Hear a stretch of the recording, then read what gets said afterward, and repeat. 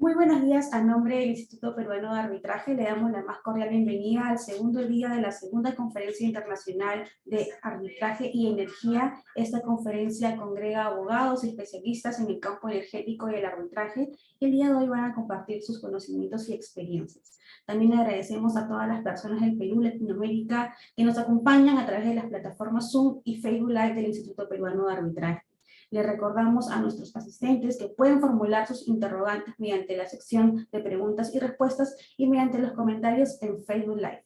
A continuación, tenemos el honor de que nuestro primer panel esté conformado por los doctores José Valera y la doctora Elizabeth El Juri. El día de hoy van a desarrollar el tema las disputas más comunes en el sector de energía que se hayan sometido a arbitraje y experiencia de casos en Latinoamérica.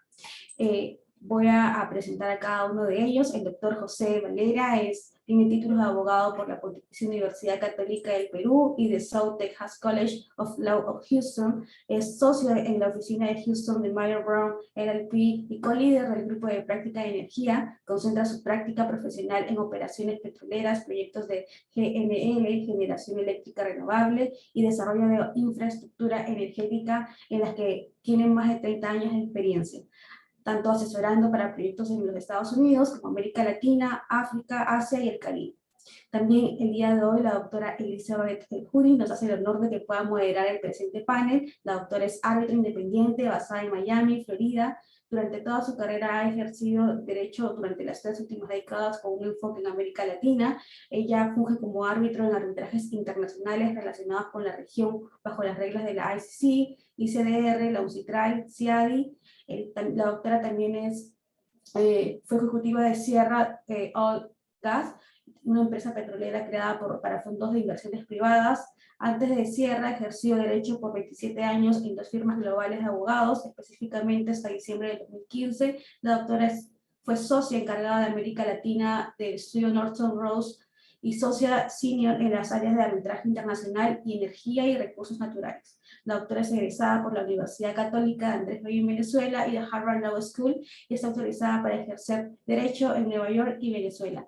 Doctores, es un gusto poder contar con ustedes el día de hoy. Y bueno, mencionarle a nuestros participantes que los doctores por temas de fuerza mayor van a tener que solamente realizar su exposición hasta las 10 de la mañana y luego ya presentaremos a un segundo panel. Entonces, doctora, la dejo a cargo de la presente mesa y nuevamente agradecerle por su participación. Gracias. Como comentábamos, yo voy a hacer una parte introductoria e intentar introducir este tema y moderar el panel para luego tener 2 temas específicos que vamos a cubrir el doctor Valera y mi persona. En la introducción voy a simplemente presentar el tema de las disputas energéticas o petroleras, específicamente en el área de América Latina, y luego el doctor Valera y yo escogimos cada uno un tema dentro de este universo petrolero, en mi caso el de los contratos de producción compartida, y cuáles son los aspectos que tienden a surgir disputas importantes, y el doctor Valera va a hablar de los convenios de operación conjuntas o Joint Operating Agreements, los JOA, como se le dice en la región, y las disputas que surgen en relación a ese tipo de convenios. Esto con todo un enfoque hacia el arbitraje comercial, porque como habrán visto si asistieron ayer o revisaron el programa, el día de ayer el enfoque era principalmente el segundo panel sobre los arbitrajes de inversión y la parte de inversión como tal. Entonces hoy nos vamos a enfocar más bien en las disputas comerciales. Con esto, bueno, primero que todo una disculpa para nuestra copanelista, la doctora Cecilia Sarr, tuvo un inconveniente viajando de Nueva York de vuelta a su Ciudad de México. Ha habido muchos temas de clima en los últimos 3 días por tormentas y desafortunadamente se encuentra todavía volando desde la madrugada y no pudo llegar. Esa es la razón del ajuste del horario, por lo cual estaremos terminando a las 10 hora de Lima, aproximadamente 55 minutos. Concretamente, para la parte introductoria les voy a compartir una presentación que realmente, vista la premura del cambio de horarios y de roles dentro del panel, está en inglés. No me dio tiempo a ajustarlo al castellano, pero creo que como una introducción al tema les va a servir. La voy a hacer en castellano, en español, pero las láminas están en inglés y bueno, para los que hablan espero que les ayude y los que no, igual voy a hablar en castellano. Entonces, con eso en mente, lo que quería era poner un poquito más visible para ustedes a qué nos referimos y por qué surgen estas disputas en el mundo del petróleo y gas. Vamos a ver si tengo un pequeño problema que no me está dejando pasar de lámina. Si no lo logro, tengo que hacer algo diferente. Denme un segundito. Voy a stop share, me dan un segundo. Mientras tanto, voy empezando por decirles, quizás un tema muy importante en materia en general de petróleo y gas, y que hay que tener claro, es que este tipo de proyectos son proyectos que efectivamente son de muy larga duración, tienen unas características muy particulares. Y eso hace, básicamente, que surjan de alguna manera disputas que son muy de la naturaleza de este tipo de proyectos. Lo que quiero decir es, por un lado, cuando uno está en un proyecto petrolero o energético, básicamente tienes por un lado algún rol del Estado. El Estado, como el soberano que tiene el acceso a los recursos naturales, va a tener un rol predominante. Y el principal es que es el que otorga los derechos. Los derechos se pueden otorgar de diversas maneras. Una puede ser una concesión, puede ser una licencia, puede ser un contrato de producción compartida, puede ser algún tipo de contrato de servicio con un elemento de exploración y producción. Cualesquiera que sea la manera que el Estado decide otorgar esos derechos, involucra el Estado o una empresa comercial del Estado. Les decía que el panel de hoy se va a enfocar en las arbitrajes comerciales. Entonces vamos a hablar del rol de esa empresa del Estado, vamos a decir ius gestioni o comercial, y no ius imperio o como Estado soberano ejerciendo la soberanía. ¿Ok? Pero en todo caso, les decía que un proyecto energético en la región y de cualquier recurso natural, y específicamente en materia petrolera no es ninguna excepción, va a involucrar de alguna manera un Estado y unos inversionistas. Por otro lado, son proyectos que conllevan una inversión de capital muy significativa. Eso puede variar, pero es muy raro hablar de un proyecto que sea menos de decenas o cientos de millones de dólares y por supuesto llega hasta los miles de millones de dólares. Entonces, eso también genera un ámbito de controversias y disputas de otro nivel, vamos a decir, ¿no? Luego se trata de inversiones que típicamente son inversiones fijas y muy a largo plazo. Los proyectos en general, si ves por ejemplo un proyecto petrolero, que lo vamos a tomar como centro hoy, visto los temas de los dos panelistas, típicamente duran entre 20 y 30 años. Son promedio, podrías decir, 25 o 30 años, con posibilidades de extensión hasta 40 años muchas veces. Entonces estamos hablando de proyectos a largo plazo, no estamos hablando de un contrato que se va a ejecutar y completar en 2 o 3 años. Son muy a largo plazo. Y por último, algo muy característico, en mi criterio al menos, de estos proyectos energéticos, es también que tienen una vulnerabilidad a los temas que podríamos llamarlos geopolíticos, pero los voy a llamar el término que hemos usado en esta industria para describir esa sensibilidad a todo lo que es el tema político en razón de las necesidades económicas del país, en razón de los argumentos de soberanía, en razón de consideraciones geopolíticas. En esta industria lo llamamos el nacionalismo sobre los recursos, en inglés resource nationalism. Entonces, un problema bien característico que surge en materia de estos proyectos, una manera de verlo, de por qué surgen, es por la misma necesidad de cómo ocurre la inversión. ¿En qué momento el Estado te invita a invertir en estos proyectos petroleros y qué pasa durante la vida de eso? Yo se los voy a mostrar más bien en un gráfico, ¿ok? Pero quiero que conozcan por lo menos el concepto. Es un concepto que se desarrolló en el año 71 y se le llama vamos a decir, la negociación obsoleta. Porque obsoleta en el sentido de que lo que yo negocié en el año, por ejemplo, 2003, hoy en el año 2022, 19 años después, tiene otra realidad. Por fluctuaciones en los precios del petróleo, por temas de guerras en ciertos países, por temas de cambios impositivos, por lo que sea, muchas veces cambia, pero también tiene una naturaleza puramente de negocio, que es la que les quiero mostrar en el gráfico. Una manera sencilla de verlo es que vemos que un proyecto, vamos a suponer que el proyecto dure 40 años, tiene una etapa inicial, típicamente de exploración y de evaluación, en que se van a buscar los recursos. Luego de un descubrimiento viene una etapa de desarrollo y viene la producción. Entonces, en esta segunda etapa larga, aquí estamos invirtiendo para poder encontrar el petróleo, aquí estamos produciendo y generando una ganancia. La línea verde representa los ingresos. La línea roja representa las inversiones. Se invierte muchísimo menos durante esta etapa de producción y se está generando un ingreso superior de muchísimo nivel. Pero al final se vuelve a invertir, lo que voy a explicar ahora, que es el riesgo, porque al final hay un interés, hay muy poco produciéndose al final de la vía del yacimiento, ¿ok? Porque se va disminuyendo los recursos que habían en el yacimiento, pero por otro lado se tiene que hacer una inversión que si no se había fondeado o asegurado durante la vía del contrato, en este momento se requiere una inversión importante para lo que se llama, vamos a llamarlo el cierre o el abandono del proyecto, por supuesto respetando todas las condiciones ambientales aplicables y toda la normativa aplicable a lo que es el abandono de un campo. Entonces, si lo vemos ya desde un punto de vista de negocios, el contrato o la inversión petrolera se firma el contrato cuando todavía no se ha invertido el dinero, ¿ok? Y luego, durante la vida del contrato, es que los ingresos comienzan y bajan, ¿no? Entonces, ya yéndonos al tema del riesgo, se explica que donde se vuelve obsoleta la negociación es aquí. ¿Por qué? Porque al principio el Estado te invita a invertir y está corriendo el riesgo de que te seleccionó a ti como el licitante ganador para que hicieras la inversión. Y si no haces la inversión o no encuentras nada porque no tienes la habilidad de explorar o no tienes la suerte de encontrar nada, pues efectivamente es el inversionista que invirtió todo este dinero y se llevó muy poco de vuelta o nada, en cuyo caso el riesgo lo está corriendo el inversionista. Pero cuando ya se encuentra el petróleo, cuando ya ha habido un descubrimiento y hay un desarrollo, entonces hay muchísimos ingresos que se están compartiendo con el inversionista, y ya explicaré cómo se comparten, pero digamos que el inversionista está recibiendo muchísimo dinero y está haciendo poca inversión.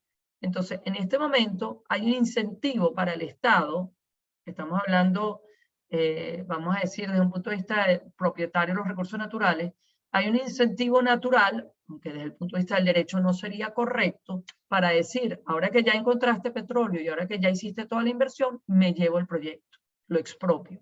Entonces, este es el momento de mayor tensión para el inversionista, porque quiere recuperar todo lo que invirtió acá en esta primera fase, y para poder recuperarlo, necesita llevarse estos ingresos, y el Estado puede tener un incentivo para decir, te quito el proyecto en este momento. Ahí se han dado muchísimos los arbitrajes que se han dado, y muchas veces es una expropiación indirecta. ¿En qué sentido? Con aumentos de los impuestos, por ejemplo, para disminuir el retorno económico para el inversionista y para aumentar el retorno del Estado.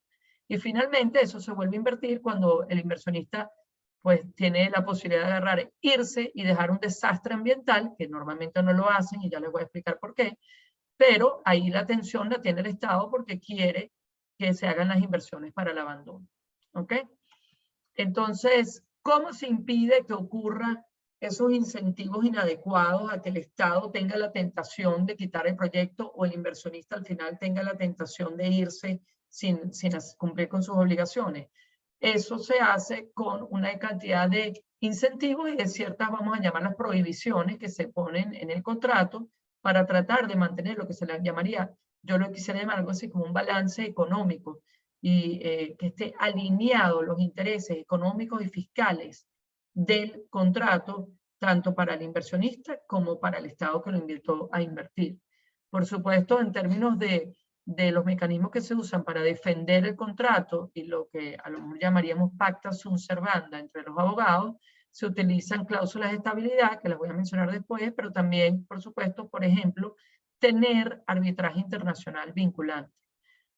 Si tuviéramos que escoger 3 temas que son fundamentales para un inversionista, uno de los 3, sin la menor duda, es tener el acceso al arbitraje internacional. Y me refiero a un mecanismo no solamente independiente, etcétera, sino que sea internacional en el sentido que se lleve a cabo en una sede que vaya a permitir luego la ejecución en caso de que la parte sea exitosa.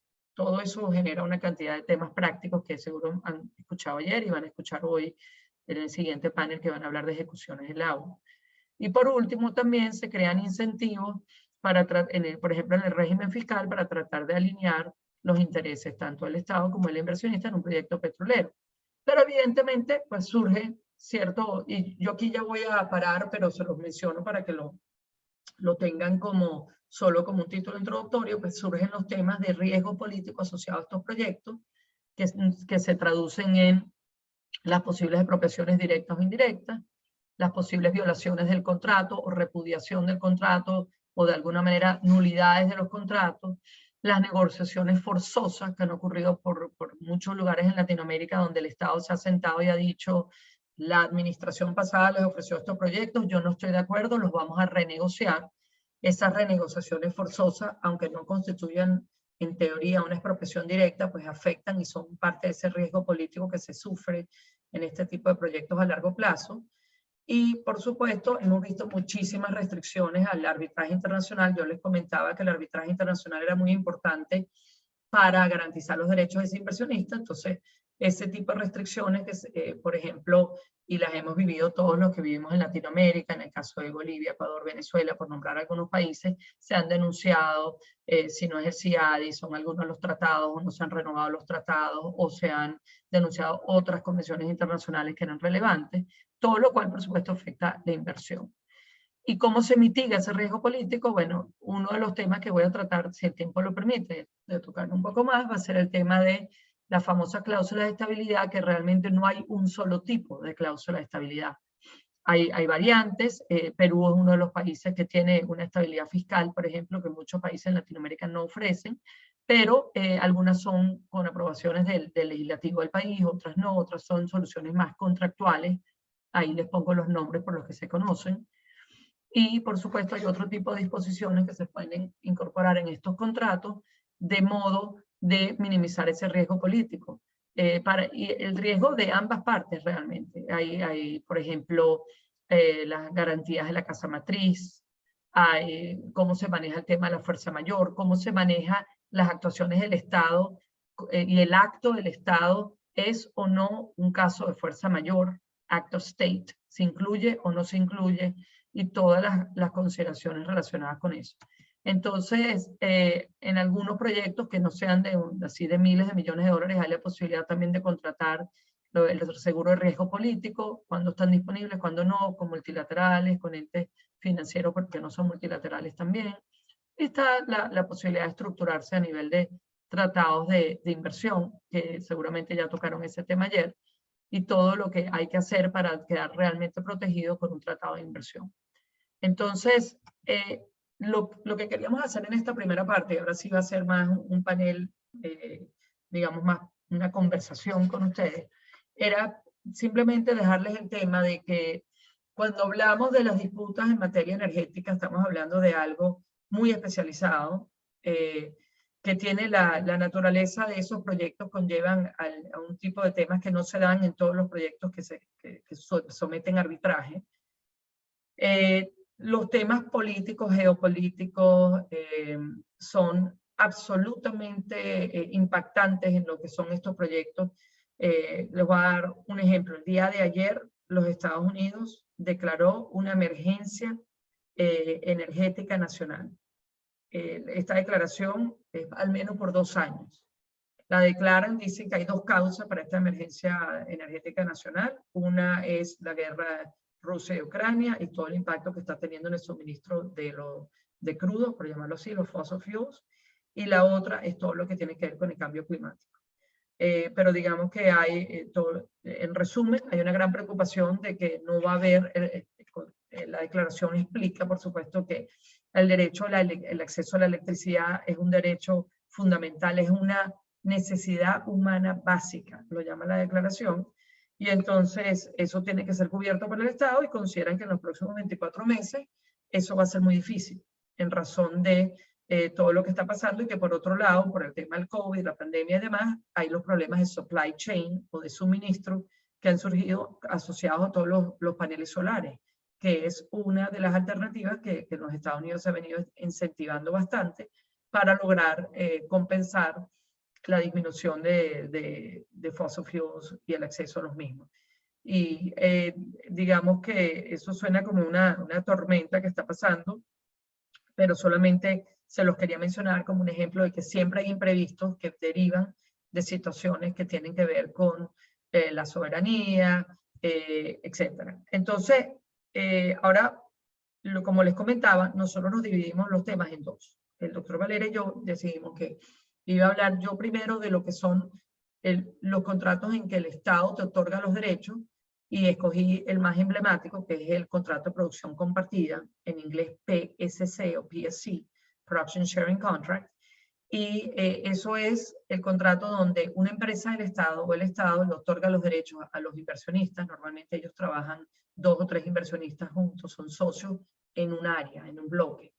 Y luego, entonces, ese segundo nivel es precisamente lo que va a ocurrir el doctor Valera, que va a ser cómo es la relación entre ese grupo de inversionistas, entre ellos, en ese bloque o esa área que están operando. Voy a hablar entonces del primer tema, que son los contratos de producción compartida. Cuando a uno le preguntan cómo típicamente son las disputas, dónde surgen las disputas en el contrato de producción compartida, la respuesta es que yo diría que hay dos grandes categorías de disputas. Por un lado están, bueno, separando los temas que tienen que ver con reclamaciones al Estado propiamente, por expropiación y todo lo que tenga que ver con tratados, expropiación indirecta, expropiaciones directas, confianza legítima, etcétera, legítimas expectativas. Todo lo que tenga que ver con tratados no lo voy a tocar, porque ese fue el tema de ayer. Voy a hablar de los contratos de producción compartida como un contrato comercial, donde hay dos partes, el que le otorga los derechos, que vamos a llamarlo la empresa estatal del país latinoamericano X, que le otorga los derechos a una empresa, a un grupo privado, y cómo son los temas que surgen dentro de ese contrato en su naturaleza. Entonces los temas típicamente caen en dos categorías. Por un lado, las disputas que son operacionales, que por ejemplo tienen que ver con si hubo un daño ambiental y quién responde, de quién es la responsabilidad. Tienen que ver con disputas sobre cuál es el activo, quién tiene la titularidad del activo o obligaciones contractuales si se cumplieron o no. Y muchas veces tienen que ver con temas de abandono, ¿ok? Si se hizo o no bien el tema del cierre de las operaciones. Y la segunda gran categoría, aparte de las disputas operacionales, la segunda gran categoría son las disputas sobre el tema de recuperación de costos, que es muy particular al contrato de producción compartida, porque es un contrato que prevé una compensación, que no nos va a dar tiempo hoy de explicarlo en detalle, pero básicamente como se compense es que hay recuperaciones de costos y luego hay los ingresos propiamente, que son, vamos a decir, la ganancia, donde se comparte la ganancia que genera esa producción. Pero la recuperación de costos está muy regulada dentro del contrato de qué se puede pedir el reembolso y qué no, por decirlo así. Entonces, el procedimiento contable que va anexo a un contrato de producción compartida es muy específico de qué le van a reconocer como costos o no a los inversionistas y que pueden efectivamente pedir. Y eso también genera muchísimas disputas. Quizás la pregunta que yo me voy a contestar en estos pocos minutos que me quedan es, efectivamente, viendo los contratos de producción compartida que se manejan en la región, y quiero decir que esto es un contrato que ya tiene décadas y décadas en el, yo diría cerca de 80 años en el mercado, la gente conoce cómo funciona, y básicamente en América Latina actualmente los hay en México. Históricamente hubo versiones de contratos de producción compartida y de ganancias compartidas en Venezuela, los hay en Trinidad, o sea, hay una cantidad de países que utilizan esta figura, igual que en China y en otros países, pero no todos los países en América Latina tienen contratos de producción compartida. Pero específicamente muchos de los comentarios que voy a hacer son ciertos, se trate de un contrato de producción compartida o de una licencia o de una concesión u otro tipo de otorgamiento de derechos petroleros por parte del Estado. Entonces, una de las preguntas, por supuesto, que se plantea es cuando recibes el documento, si queda o no queda claro que te dieron los derechos de exploración. O sea, voy a mencionar 8 o 10 temas que típicamente generan algún tipo de controversia. Y eso es importante porque muchas veces el upside o la ganancia que puede generar el proyecto se genera no de las reservas que ya están descubiertas y que están allí, que a veces las hay, sino que se genera de la posibilidad de explorar y a tener un descubrimiento nuevo. Entonces hay que revisar el grant, el otorgamiento, que normalmente está, por decirlo en el artículo 2 del contrato, si otorga o no los derechos de exploración. Y muchas legislaciones, si ustedes han manejado la materia petrolera, saben que tenemos la Constitución, en todos estos países en América Latina la estructura es más o menos así, tienes la Constitución, tienes una ley petrolera muy específica, que dependiendo del país tendrá un nombre como Ley Orgánica de Hidrocarburos, Ley de Hidrocarburos o algo similar, Ley Petrolera. Y luego debajo tienes la reglamentación y finalmente tienes el contrato de producción compartida o un contrato similar. Entonces, sujeto al tema de la Constitución y las leyes, muchas veces hay una distinción de quién puede explorar, quién puede producir, quién puede hacer transporte de crudo o de gas. Entonces, el tener el derecho de exploración debe ser normalmente incluido en forma específica. Estoy hablando en general en la región para no hablar de un país específico. Otro punto importante es el derecho a renovar el contrato. Los recursos naturales no duran en función de una fórmula matemática. Va a durar 25 años. No funciona así. Un campo puede tener reservas que duren 30, 32 años, 34 años y medio. O sea, no se puede prever con certeza cuánto van a durar. Depende también muchísimo de cuáles son las técnicas de recuperación secundaria que se utilizan para esa producción. Cuando ya no tienes la producción inicial, sino que tienes que ir estimulando la producción, el éxito de esas técnicas puede llevar a que dure más, dure menos. Entonces, es importante para uno como una parte que va a firmar un contrato de producción compartida, revisar si el contrato dice que dura 25 años, entender si hay un derecho a pedir una renovación. Y muchas veces ese lenguaje está, pero donde surge la disputa es en que no se prevé con claridad si ese es un derecho automático a renovar, si es un derecho totalmente discrecional del Estado, o si es un derecho que está sujeto a aprobación del Estado, que no es tan automático, pero que va atado a unos criterios objetivos de renovación. Entonces, por ejemplo, podría decir algo como el contrato dura 25 años, pero se puede renovar por periodos de 5 años adicionales siempre que el contratista o el inversionista esté en un cumplimiento pleno del programa de trabajo, no haya incumplido sus obligaciones ambientales, haya cumplido con sus obligaciones fiscales. O sea, se le ponen criterios objetivos que si los cumple, procede la renovación. Otra cláusula interesante, por supuesto, que siempre se trata de modificar si usted es un inversionista tratando de firmar un contrato de producción compartida o un contrato de otorgamiento de derechos petroleros, es qué exposición, qué riesgo tiene la casa matriz. Porque típicamente estos contratos se firman con un vehículo de propósito especial, o sea, una compañía nueva. Entonces, si el contrato, por ejemplo, es en Perú, se constituye una subsidiaria en Perú específicamente. Entonces, le pide el Estado, en muchos países es lo normal, es bastante común, piden una garantía de casa matriz de esa empresa petrolera. Entonces, por ejemplo, si la empresa se llama Shell, entonces le pide que Shell o la casa matriz o a alguna empresa del grupo Shell de una capitalización importante, que es miles de millones de dólares normalmente, sea la que garantiza las obligaciones de la subsidiaria Shell en el país de inversión. Eso, como inversionista, lo que busca es que trate de que la garantía esté sujeta a arbitraje internacional, buscas que la garantía esté limitada a la participación de tu subsidiaria en el proyecto en lugar de que sea solidaria con los demás participantes del proyecto.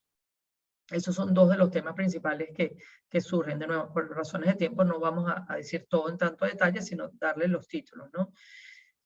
Por supuesto, ya mencioné que la selección de un foro exclusivo de arbitraje internacional es fundamental, pero pasan cosas como pasó, por ejemplo, con el convenio de producción compartida en México, que en razón de la ley de hidrocarburos y la reforma constitucional, desafortunadamente, a pesar de que está sujeto a arbitraje internacional, incluso es fuera de México, los lugares que escogieron son bastante interesantes, en La Haya o en París, y por reglas internacionales, desafortunadamente, hay una excepción para ciertos tipos de disputas que surgen del contrato de producción compartida, donde se tiene que ir a los tribunales federales de México. Entonces, lo que tienes es un contrato que tiene dos escogencias de jurisdicción, que son totalmente distintas y con consecuencias muy diferentes para un inversionista. Por eso digo que es muy importante que se escoja el arbitraje internacional en forma exclusiva. Como ya les decía, los proyectos energéticos involucran al Estado, entonces es muy importante que haya la renuncia a la soberanía, a la inmunidad soberana por parte de la empresa estatal, porque en algunos casos, si es el Estado es obvio, pero si es una empresa estatal puede haber la duda si realmente puede alegar inmunidad, pero como esto es un tema cambiante en los diversos países, incluso ha venido evolucionando, incluso en los Estados Unidos había casos muy interesantes de este tema de la renuncia a inmunidad soberana y empresas estatales petroleras de países latinoamericanos. Lo único que les sugiero es, bueno, lo sano sería tener la renuncia a la inmunidad soberana en caso que sea aplicable o en caso de que surja. La cláusula de estabilidad la mencioné muy brevemente. Yo diría que es ideal poder negociar que este contrato tenga algún tipo de estabilidad. Es difícil, muchísimos contratos no tienen cláusula de estabilidad. Quiero volver al tema de México porque son los contratos de producción compartida más recientes que se han visto en la región. En los de México se incluyó, escondido en los procedimientos contables, que es un anexo del contrato, una clausulita que da una estabilidad moderada para temas fiscales. Entonces, no es absoluta, pero por lo menos hay cierta protección allí. Los contratos también deben tener términos claros de cómo se devuelven las áreas, ¿ok? Y devolver el área, porque a veces te asignan un área, por ejemplo, de 2.000 kilómetros cuadrados y a lo mejor encontraste petróleo nada más en un segmento muy pequeño, todo el resto de esa área se debe devolver, porque además las áreas que retienes como inversionista normalmente están sujetas a una imposición fiscal basada en la superficie. Entonces, ¿cómo se devuelve las áreas y en qué momento es importante? Cuando el contratista, bajo el contrato de producción compartida o el inversionista, tiene derecho a dar por terminado el contrato y cuando no. Muchas veces no queda claro si tiene el derecho a dar por terminado el contrato. ¿Qué pasa si la empresa estatal que le otorgó los derechos incumple el contrato? Tienes que quedarte ahí los 30 años. Terminación temprano por fuerza mayor. Es un tema bien delicado porque imagínese un escenario en que hay algo de fuerza mayor que impide que el contrato funcione prolongadamente, 2, 3 años. Debería haber un derecho a terminación temprana. Por supuesto, las reglas del contrato en materia de las sesiones y los cambios de control han dado lugar a muchísimos arbitrajes. Yo particularmente he sido experto y he tenido que en su momento trabajar en arbitrajes en que había toda una discusión si aplicaba o no la norma de cambio de control, dependiendo cómo fue redactada. Pero es muy importante porque, por supuesto, son proyectos donde hay socios, donde hay cantidades muy importantes involucradas. Entonces, si se requiere o no la aprobación del Estado para la cesión del contrato o para el cambio de control, que son dos cosas distintas, como ustedes saben. Y finalmente, estos contratos a veces tienen, por último, quiero mencionar el tema del contenido local, porque muchas veces por política de Estado, el Estado quiere que se compren los suministros localmente. Entonces, en actividad, por ejemplo, de perforación de un pozo, es muy difícil que digas que el 80% de los bienes y servicios van a ser procurados localmente en el país latinoamericano X. Es muy difícil porque muchos de esos bienes y servicios vienen de ciertos países que se han dedicado a esto por muchísimos años y que son los que los suministran los taladros, por ejemplo. Entonces, el porcentaje de contenido local a veces no es realista. Sí hay que incentivar una industria local y tratar, Noruega lo hizo espectacular, desarrollando una industria local noruega en materia de petróleo y gas para todo lo que era servicios petroleros. Pero no se puede hacer de la noche a la mañana. Entonces el target de contenido local tiene que ser, esa meta tiene que ser razonable. Con eso ya voy a pasarle la palabra al doctor Valera para que nos comente ahora de los convenios de operación conjunta. Gracias. Gracias, doctor Al-Yuri. Voy a pasar entonces a describir algunos aspectos de los contratos de operación conjunta, que es en esencia un consorcio que forman dos o más empresas que son titulares de un mismo contrato, cubriendo un área de contrato, un área para explorar y producir hidrocarburos. Las empresas que son titulares de contratos para llevar a cabo operaciones de exploración y producción pueden tener esos derechos bajo cualquier forma contractual que ofrezca el Estado anfitrión. Esto puede ser una licencia, puede ser una concesión, puede ser un contrato de producción compartida, puede ser una asociación con una empresa estatal o puede ser un derecho otorgado directamente por una agencia del Estado sin participación de una empresa estatal, en fin. Dependiendo del país, hay una gran variedad de mecanismos contractuales para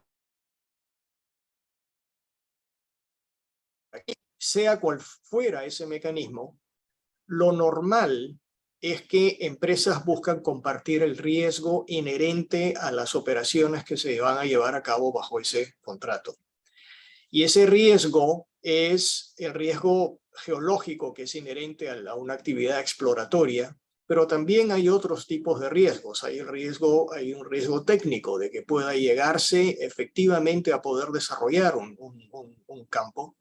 Hay riesgos económicos, hay riesgos geopolíticos. Entonces, el cálculo que hace la empresa es, en vez de yo sola tratar de desarrollar un campo con un potencial de 1 millón de barriles, ¿por qué no me asocio con otra persona y trato de tener un 50% en 2 campos? Cada uno con 1 millón de barriles, para que al final del día esté yo compartiendo mi riesgo, pero mi economía de escala es la misma. Entonces, eso es la génesis de por qué es que por qué es que las empresas firman esos contratos de operación conjunta.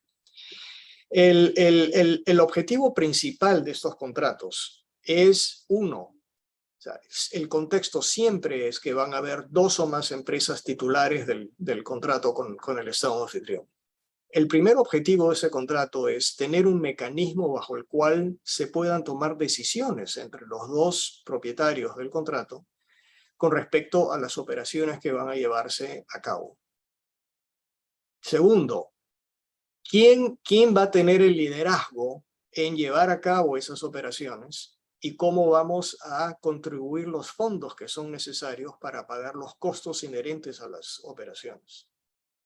Tercero, cómo nos vamos a dividir entre nosotros los beneficios, los costos y los riesgos relativos a la operación que se va a llevar a cabo en el campo.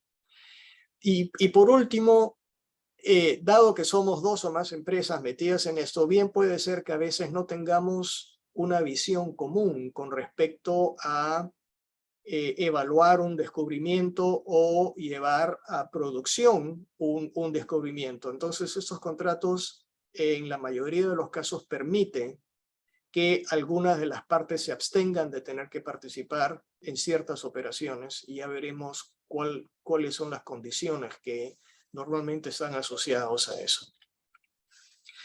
Estos contratos son comerciales en el sentido de que es un contrato interno entre los titulares del contrato con el país anfitrión.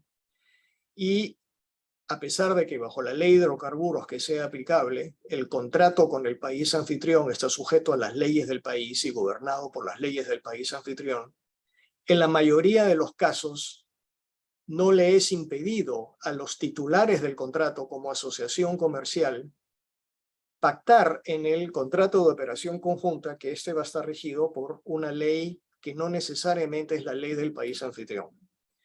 Y en el caso donde hay partes que son que vienen de países distintos, es muy común que se pacte que la resolución de disputas se va a llevar a cabo a través de un arbitraje internacional. Entonces, podemos tener ejemplos como un contrato de operación conjunta en el Perú, que está gobernada bajo la ley de Texas y que dispone que disputas bajo ese contrato, el contrato de operación conjunta, van a resolverse mediante arbitraje bajo las reglas de arbitraje que puedan haber sido escogidas por las partes. El arbitraje se puede llevar a cabo en Perú o también en Estados Unidos o en otro país neutro.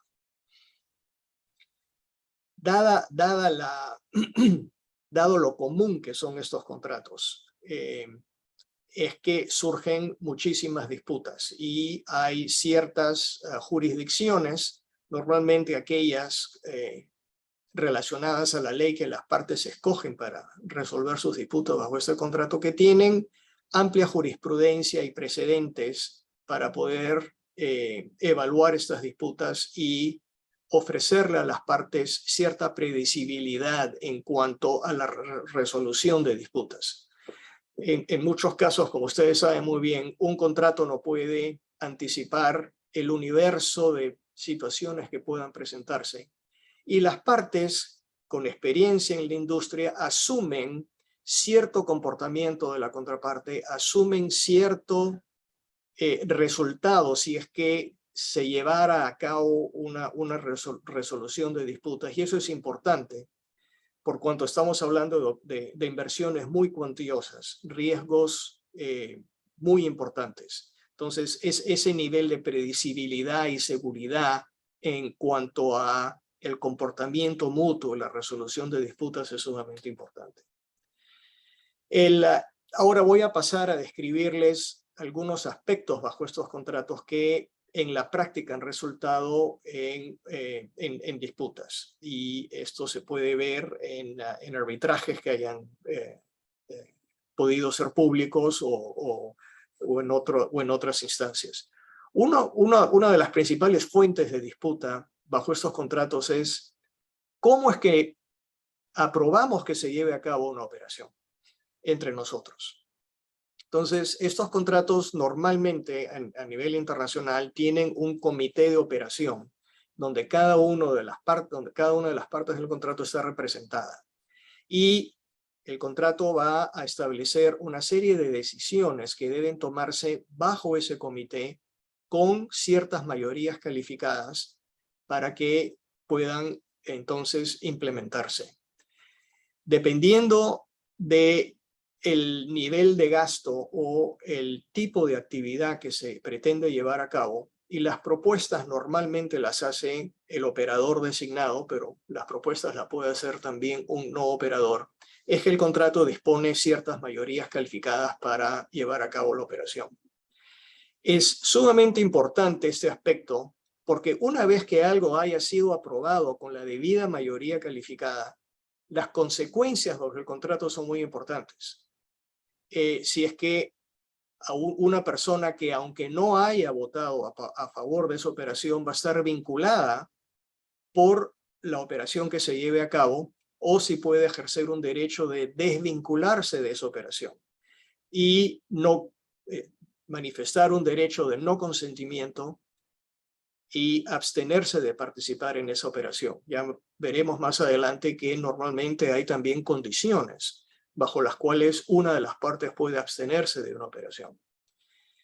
Típicamente, el contrato subyacente con el país anfitrión va a disponer ciertas obligaciones de trabajo mínimo. En adición a llevar a cabo pruebas de prospección geológica, en muchos casos los contratos obligan a las partes a perforar uno o más pozos exploratorios. Esa es una obligación primaria que asumieron todas las partes del contrato con el país anfitrión, y el contrato de operación conjunta típicamente no le permite a una de las partes abstenerse de tener que llevar a cabo una operación, por ejemplo, en este caso, de perforar un pozo exploratorio, porque ya asumió esa obligación bajo el contrato primario con el país anfitrión. Típicamente las partes van a poder abstenerse de una operación en la medida de que sean discrecionales u optativas, pero que no sean de naturaleza obligatoria. Entonces, el tipo de operación que se propone, si alguien propone una actividad de perforación exploratoria más allá del mínimo requisito del contrato subyacente con el Estado, es el tipo de operación más riesgosa por naturaleza y normalmente lleva un nivel más alto de voto para poder ser aprobado a nivel del comité de operación, en el cual están representados todas las empresas que participan. Si se trata de una evaluación de un descubrimiento, ya el voto puede ser distinto. Y si se trata de poner en operación o desarrollar un descubrimiento, el voto puede ser distinto. Entonces es muy importante cuál es la información subyacente que se va a proporcionar para sustentar el tipo de operación que se está proponiendo y poder calificar debidamente cuál es el tipo de operación que se está proponiendo a fin de poder llegar al voto mínimo necesario para que esa operación pueda ser aprobada. Eso, como se imaginarán, genera a veces muchas disputas porque no queda muy claro si estamos hablando de exploración, si estamos hablando de evaluación o si estamos hablando de desarrollo. Y al mismo tiempo que se propone la operación en sí, el proponente debe, bajo el contrato, también proponer un presupuesto y un programa. El presupuesto tiene que ser realista, a veces toma varios meses preparar un plan de trabajo y presupuesto para acompañar la propuesta de la operación en sí, y la aprobación de una operación va a estar también de manera accesoria asociada a la aprobación del plan de trabajo y presupuesto inherente. Otra área importante bajo este contrato es los procedimientos contables. La naturaleza de esos contratos es que no son una sociedad en el sentido de la ley de sociedades de nuestros países. Es simplemente un consorcio. Las empresas son independientes, pero han acordado llevar a cabo esta operación de manera conjunta y han decidido nombrar a uno de ellos como el operador. Eso es muy significativo porque el operador, bajo el auspicio de esa designación, va a tener derechos y obligaciones para llevar a cabo ciertas operaciones y en muchos casos para obligar a las otras partes. No es un agente en el sentido de que es un mandatario que obliga a un mandante. En muchos casos estos contratos no establecen una relación de mandatario-mandante. Es simplemente una empresa a la cual se le encarga llevar a cabo ciertas operaciones e incurrir ciertos gastos e incurrir ciertas obligaciones, y contractualmente nosotros acordamos compartir bajo ciertos porcentajes preestablecidos esos costos y obligaciones,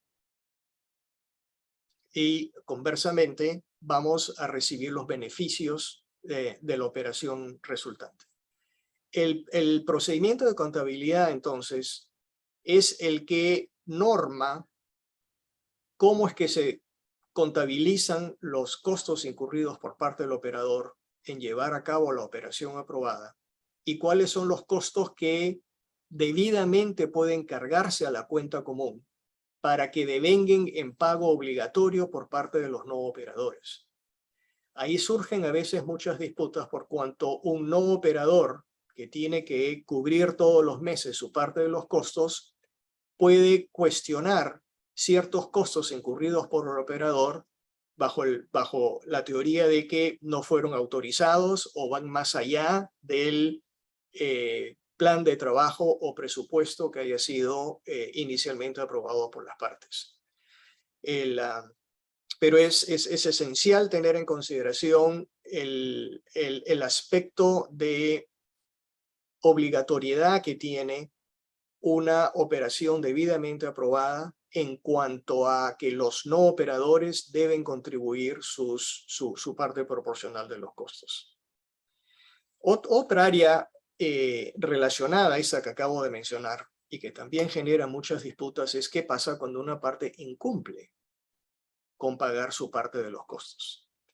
El pago oportuno y puntual de los costos por parte de todos los miembros de ese consorcio es esencial para mantener la continuidad de las operaciones y es esencial para que el operador a su vez pueda pagarle a los subcontratistas y a los proveedores de servicios que están apoyando la operación que se está llevando a cabo. Consecuentemente, estos contratos tienen cláusulas muy poderosas en contra de una parte que incumple con pagar de forma oportuna y completa los costos que les corresponden, a fin de asegurarse que las partes no incumplidoras puedan mantener la operación, puedan mantener los pagos a terceros y así no sufrir interrupciones que puedan ser más costosas. Entonces, ¿qué pasa cuando una parte incumple? Estos contratos tienen diversos mecanismos para resolver ese problema.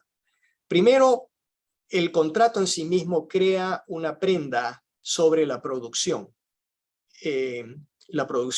presente o futura, que pueda obtenerse bajo este contrato, porque uno de los principales recursos que tienen las partes cumplidoras es simplemente vender la parte de la producción de la parte incumplidora y cobrarse del producto de esa venta el monto no pagado por la parte incumplidora.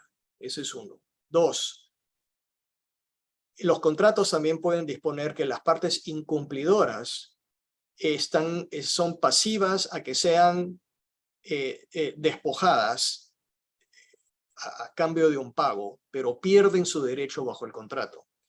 Las partes cumplidoras tienen el derecho de comprarle a la parte incumplidora su participación en el contrato bajo una fórmula de precio establecida en el contrato.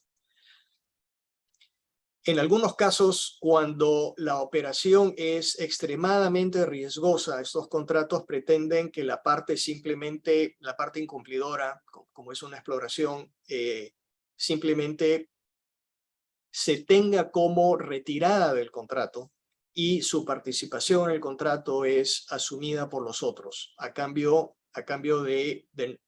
a cambio de un pago. Porque estamos todavía en una etapa muy temprana del contrato, el riesgo exploratorio es muy alto y si alguien no quiere pagar, el contrato va a disponer que a esa persona se le va a tener como retirada del contrato. Y en ese caso su participación en el contrato es cedida, transferida a las partes que sí quieren continuar.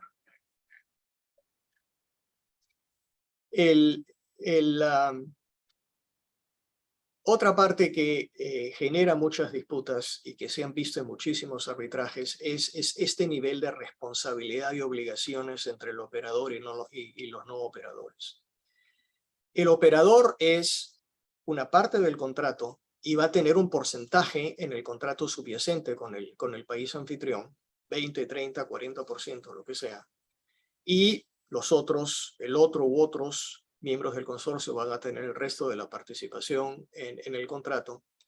Pero el contrato de operación conjunta no remunera al operador por llevar a cabo la función de operador en sí mismo. El contrato reembolsa costos y gastos que el operador incurre en llevar a cabo la operación, pero no le paga una remuneración. El operador no gana dinero por el simple hecho de ser operador.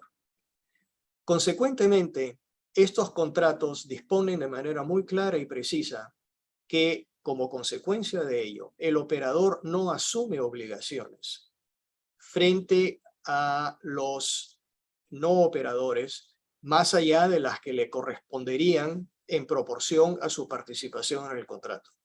Y que la única instancia en la cual el operador va a ser responsable frente a los no operadores es si haya una negligencia grave o dolo.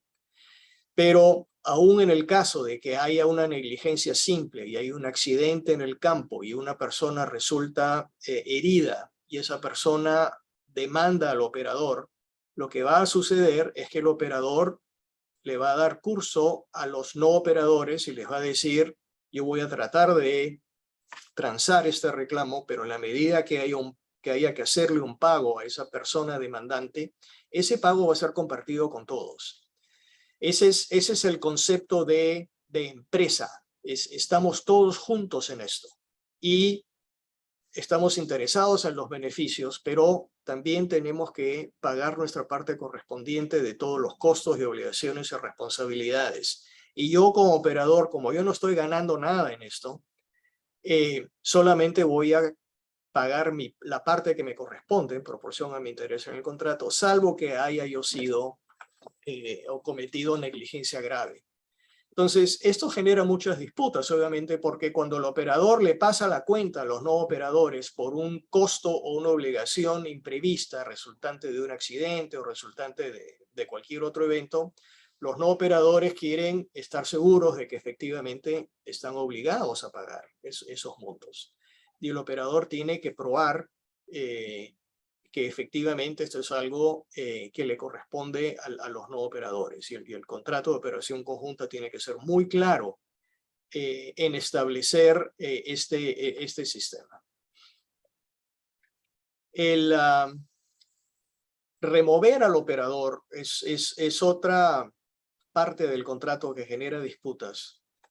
El operador es la cara del consorcio frente a terceros. Es la persona que contrata con los terceros.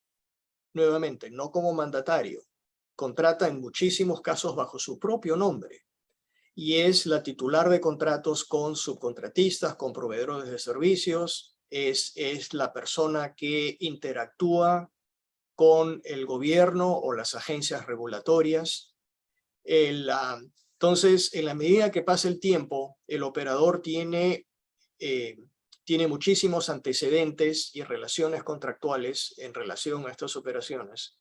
Y a pesar de que el contrato de operación conjunta permite la remoción del operador, es algo que normalmente no ocurre a no ser que haya estado estipulado con anticipación.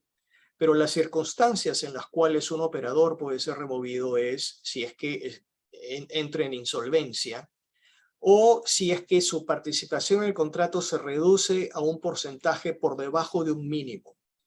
Lo que los no operadores quieren es que el operador tenga un interés sustantivo y real en las operaciones, pero si el operador tiene solamente un 1%, no le va a poner el mismo esfuerzo y empeño a las operaciones que si tuviera un 40 o 50%. Entonces el operador empieza a vender su participación en el contrato y reduce su participación a un porcentaje muy bajo, bajo una línea establecida en el contrato. Los no operadores pueden removerlos y entre ellos escogerán a alguien que lo reemplace. También normalmente se permite que los no operadores aleguen una causa para poder remover al operador. Y ahí es donde se generan muchas disputas. El operador quiere defenderse ante una alegación de que ha incurrido en una causal de remoción. Y esa es una fuente frecuente de disputas. Estamos ya un poco contra el tiempo, así es que voy a describir un par de instancias más. Una de ellas es, y quiero regresar al tema de participación por menos del 100% de las personas en alguna operación. Ocurren dos cosas. Una es, una parte propone al comité de operación una operación que quiere que se lleve a cabo y no logra que las otras partes le den el voto necesario para que esa operación resulte en vinculante para efectos de este contrato. Entonces la parte que propuso la operación dijo, bueno, muy bien, no me quieren acompañar en esta operación, la voy a hacer yo solo. Y el contrato dispone entonces es esta circunstancia donde se crea un subset de disposiciones del contrato aplicables a la operación que va a llevar a cabo esta persona por su propia cuenta, y ella va a tener el 100% de los costos y beneficios de esta operación. Y normalmente lo puede llevar a cabo siempre y cuando indemnice a las otras partes, al efecto de que las operaciones que ésta lleve a cabo a su solo costo y riesgo no causen daño o interfieran con las otras operaciones que pueden llevarse bajo el contrato. La otra instancia que ocurre es al revés. Alguien no votó a favor de una operación propuesta, pero esta operación propuesta sí obtuvo la mayoría de votos necesaria. Entonces, este contrato le permite a la parte que no quería participar, que no fue su idea llevar a cabo esta operación, pero que los otros sí la aprobaron. El contrato le permite a esa parte abstenerse y decir, yo no participo. Háganlo ustedes, yo me abstengo. Entonces, las partes que sí aprobaron llevar a cabo la operación, la llevan a cabo por su propio costo y riesgo, y la parte que se abstiene, que se abstuvo, no participa. En muchos casos, estos contratos disponen que en el evento de que esta operación sea exitosa, la parte que se abstuvo pueda entrar a esa operación pagando un premio. Y ese premio es 3, 4, 5 300, 400, 500% de la parte de los costos que le hubiera tocado a la parte que se obtuvo pagar desde un comienzo, pero que no pagó. Entonces, si esta parte quiere ahora sí quiere participar en la operación, va a tener que pagar este premio. Ese premio no es una penalidad, es un premio que se paga en contraprestación al riesgo geológico o económico que hayan asumido las partes que sí llevaron a cabo la operación. Entonces, la parte que quiere regresar a la operación no puede alegar que es una penalidad que puede estar prohibida por legislación aplicable, es simplemente una contraprestación al riesgo que asumieron las partes que participaron. Otra área importante de conflictos es cesiones y transferencias. Además de lo que pueda disponer la ley aplicable y los requisitos que puedan haber bajo el contrato subyacente con el Estado anfitrión en relación a transferencias de intereses en el contrato. Y esto es porque no se permite típicamente que uno pueda transferir su participación en el contrato de operación conjunta de manera independiente a su participación en el contrato subyacente con el país anfitrión. Los dos van de la mano. Yo no puedo tener 10% en uno y 30% en otro o viceversa, a no ser que hayan disposiciones especiales con respecto a alguna parte que por derecho contractual no tiene que participar en ciertos costos, pero no vamos a entrar a eso por ahora. Normalmente, si uno quiere transferir su participación en uno y otro, tiene que transferir su participación en los dos. Además, el contrato de operación conjunta puede disponer ciertas restricciones a transferencias y cesiones, además de aquellas que puedan surgir de la ley o del contrato con el Estado anfitrión. Dos de ellas típicamente son que la parte a quien se le pretende ceder o transferir la participación en el contrato tenga que tener ciertas calificaciones financieras o técnicas mínimas establecidas en el contrato. O si es una empresa creada para este proyecto, tenga las garantías de una afiliada, a fin de que las partes no cedentes tengan la seguridad de que la nueva parte del contrato va a tener los recursos financieros suficientes como para que las operaciones puedan seguirse llevando a cabo de manera conjunta. Y además también hay este tema famoso del porcentaje mínimo. Normalmente las partes no quieren que hayan participantes en estos contratos con porcentajes muy pequeños. Entonces, si una persona con un 20% quiere transferir un 1%, el contrato lo va a restringir. Pero si esa parte con un 20% quiere transferir un 10%, probablemente el contrato sí lo permita. Estos contratos son muy complejos, hay obligaciones y derechos recíprocos numerosos y muy importantes entre las partes. Y se quiere entonces que los que sean partes de ese contrato tengan una participación sustantiva, importante, y que tengan los recursos financieros demostrados suficientes para poder llevar a cabo la operación. Entonces, estas restricciones que puedan haber en el contrato para cesiones y transferencias también generan disputas cuando una de las partes quiere transferir su participación y pueda verse impedida.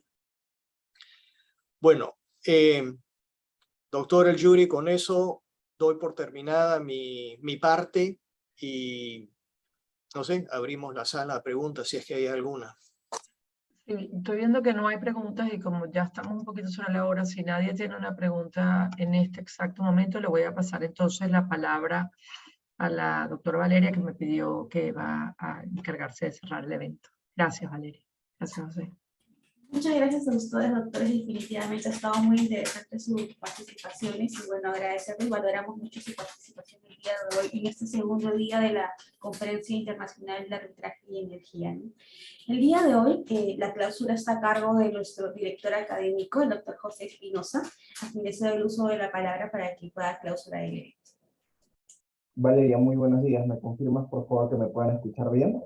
Sí, se te escucha perfecto. Perfecto, Valeria. En primer lugar, quiero agradecer al doctor José Valera y a la doctora Elizabeth Jury por haber participado en esta mesa de la segunda conferencia internacional en arbitraje y energía que está organizando el Instituto Peruano de Arbitraje.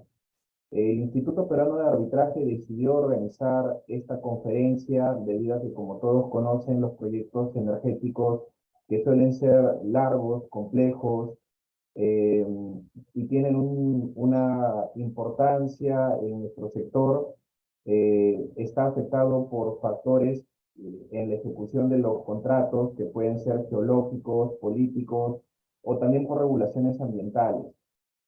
Por estos y por otros factores adicionales es que las disputas en este tipo de sector han llevado como causa de que la solución de sus controversias se vean conocidas y resueltas en la vía arbitral.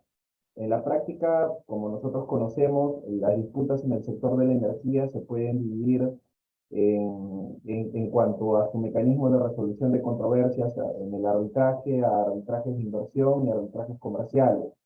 En este sector, las disputas en arbitraje de inversión, como ustedes conocen, se resuelven debido a que existen disputas entre inversores y entre inversores extranjeros y el Estado anfitrión. Y en el caso de los arbitrajes comerciales en el sector de energía, se resuelven las disputas relacionadas a las controversias que surgen entre privados, que es lo que conocemos como el arbitraje comercial. El Instituto Peruano de Arbitraje decide organizar esta conferencia internacional de arbitraje y energía, revisando los reportes que nos presenta la Cámara Internacional de Comercio, la ICC. En el reporte del 2019, la ICC reporta que en los sectores de construcción y energía se generaron una gran cantidad de arbitrajes en el 2019, que representaron el 40% del número de los casos de la ICC. En el reporte del 2020, la ICC genera como reporte que se registraron 167 nuevos casos relacionados al sector de la energía. Si revisamos el reporte del CIADI del año 2020, el informe anual del Centro Internacional de Arreglo de Diferencias Relativas a Inversiones CIADI, se muestra que el sector de energía tiene un alto número de casos bajo el CIADI. Es debido a estos factores que el Instituto Peruano de Arbitraje el año pasado decidió organizar la Conferencia Internacional de Arbitraje y Energía. Como recordarán, el Instituto Peruano de Arbitraje tiene una presencia no solo en Perú, sino en la región de 18 años. Y debido a las consecuencias generadas por el COVID-19, el Instituto Peruano de Arbitraje decidió organizar las actividades de manera virtual. Ello con el afán de continuar con su labor de promoción y difusión del arbitraje como mecanismo eficiente y eficaz en la resolución de controversias. Y ayer y hoy les hemos traído, gracias al apoyo de los expositores y de los patrocinadores, la realización de la segunda conferencia internacional de arbitraje y energía. De igual manera, para el Instituto Peruano de Arbitraje es un placer anunciarles que vamos a retomar la realización de las actividades presenciales. El 18 y 19 de agosto vamos a organizar el Congreso Regional de Arbitraje en la ciudad de Arequipa. Lo estamos organizando de la mano con el Centro de Arbitraje de la Cámara de Comercio de Arequipa y quedan cordialmente invitados a poder asistir a esta actividad académica presencial que reúne a un promedio de 80 a 100 expositores, tanto árbitros como abogados y representantes de diversas firmas peruanas y de la región. Sin más, quiero reiterar el agradecimiento a los expositores, a los patrocinadores y desde luego a las personas que se conectan a nuestras actividades académicas por confiar en la calidad de las actividades que nosotros preparamos para ustedes. Desde el Instituto Peruano de Arbitraje, nosotros continuamos con nuestra labor de difusión y de promoción del arbitraje como mecanismo eficiente y eficaz para la resolución de controversias. Asimismo, les pedimos que en caso tengan sugerencias sobre la organización de algún evento en particular o quieren que se desarrolle algún tema en especial, pueden escribir a través del correo electrónico del Instituto Peruano de Arbitraje o a través de nuestras redes sociales. De esa manera declaro por clausurada esta segunda conferencia internacional de arbitraje y minería. Eso sería todo, Valeria. Muchas gracias. Muchas gracias, doctor José Espinosa, y nada, me sumo al agradecimiento de los asistentes que nos acompañan hasta este momento y por supuesto a los expositores que han hecho este evento posible. Y así también los invitamos a los próximos eventos que vamos a organizar.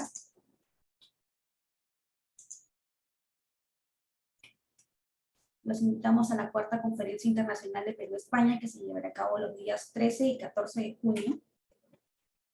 Como también a la conferencia IPA que desarrollará el tema el convenio arbitral, cláusulas escalonadas y patológicas, y contaremos con la moderación del doctor Carlos Soto, y el evento se llevará a cabo el 16 de junio. También se les invita a la edición número 28 del IPA Webinar, donde se desarrollará el tema ampliaciones de plazo y se llevará a cabo el evento el 28 de junio.